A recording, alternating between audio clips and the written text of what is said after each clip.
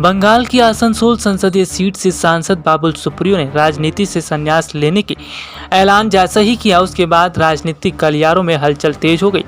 उन्होंने संसद की सदस्यता से भी इस्तीफा देने का ऐलान किया। बाबुल सुप्रियो को जुलाई महीने में ही केंद्रीय मंत्रिमंडल से भी इस्तीफा देना पड़ गया था। बंगाल चुनाव में हार के बाद उनकी राज्य नेतृत्व से नाराजगी की खबरें आम थी। वहीं राज्य का एक गुट हार के लिए बाबुल सुप्रियो को जिम्मेदार ठहरा रहा था। पश्चिम बंगाल के हुगली जिले के एक छोटे से शहर उत्तरपाड़ा में 15 दिसंबर 1970 को जन्मी बाबुल सुप्रियो ने लिलुआ के एक स्कूल से 12वीं तक की शिक्षा ग्रहण करने के बाद कलकत्ता विश्वविद्यालय से बीकॉम की डिग्री ली। बाबुल ने बीकॉम की पढ़ाई पूरी करने के बाद एक बैंकर के तौर पर पेशेवर करियर की शुरुआत की, लेकिन बैंकिंग में उनका मन नहीं रमा। साल 1992 में बाबुल सुप्रियो ने बैंक की नौकरी छोड़ दी और फिल्मी दुनिया का रुख किया।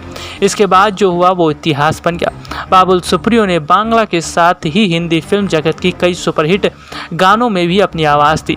पार्श्व गायकी में बड़ा नाम बन चुके बाबुल सुप्रियो ने हिंदी और बांग्ला के साथ ही 11 अन्य भारतीय भाषाओं में भी गायन किया। उन्होंने बांग्ला भाषा की कई फिल्मों में लीड रोल भी किए थे।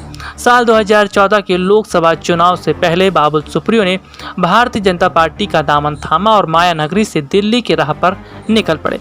बीजेपी ने भी बाबुल सुप्रियो को साल 2014 के लोकसभा चुनाव में पश्चिम बंगाल के आसनसोल सीट से टिकट देकर चुनावी रणभूमि में उतार दिया। 2014 आसनसोल के रण में बाबुल सुप्रियो ने बहुत बड़ी चुनौती दी और देखना यहाँ पर मिला कि बाबुल सुप्रियो को बहुत बड़ी जीत मिली, लेकिन जिस तरह से बीते दिनों पश्चिम बंगाल चुनाव में बीजेपी को झटका लगा, उसका सारा ठीक रहा। बाबुल सुप्रियो पर फूटता दिखाई दिया और बाबुल सुप्रियो को मंत्रिमंडल से बाहर निकाला गया।